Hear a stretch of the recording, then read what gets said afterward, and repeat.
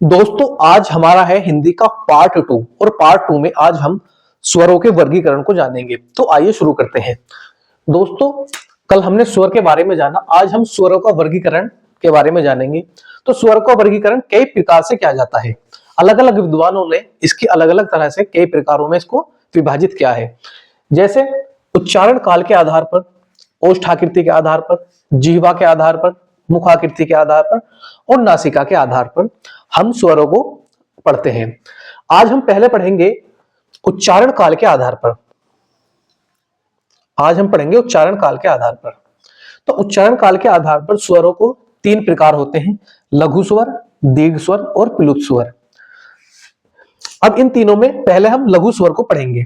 तो दोस्तों लघु स्वर क्या होते हैं? लघु स्वर वे स्वर हैं जिनके उच्चारण में कम से कम अर्थात एक मात्रा का समय लगता है, उन्हें लघु स्वर कहते हैं। उच्चारण के आधार पर कहने का मतलब यह होता है जब हम कोई स्वर कितना समय ले रहा है, क्योंकि जब हम किसी स्वर को उच्चारित करते हैं, उसका उच्चारण करते हैं तो कितना समय वो लेता है, इसलिए इसका नाम भी उच्चारण काल के आधार पर रखा गया है। तो जो छोटे स्वर हैं जिनमें एक मात्रा का समय लगता है, बहुत कम समय लगता है, वो हमारे हैं ए, ई, उ और री। ये चार लघु स्वर हैं क्योंकि इनमें बहुत कम समय लगता है। ए, ई, उ, री, बहुत कम इनमें समय लगता है। दूसरा है हमारा दीर्घ स्वर।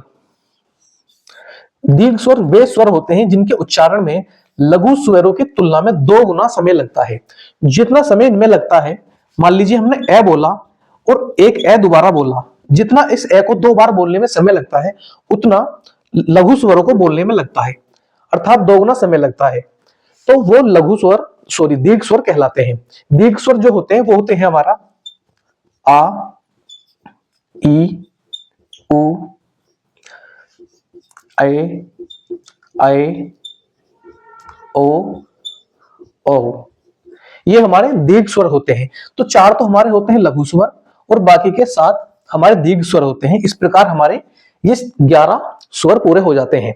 और अंतिम हमारा बचता है तीसरा प्लुत स्वर। प्लुत स्वर हिंदी में नहीं होता। प्लुत स्वर केवल हिंदी में इतना पूछा जाता है कि किसी को पुकारने के लिए किस स्वर का प्रयोग किया जाता है, तो वो प्लुत स्वर होते हैं।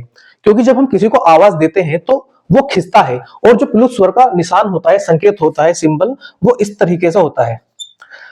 ये जो है संस्कृत भाषा का है, ये हिंदी में हम इसका कोई भी इस्तेमाल नहीं करते, ना ही ये हिंदी में है। और दोस्तों इन 7 दीर्घ स्वरों में ये जो है आ, ई और उ, ये तीनों सजातीय हैं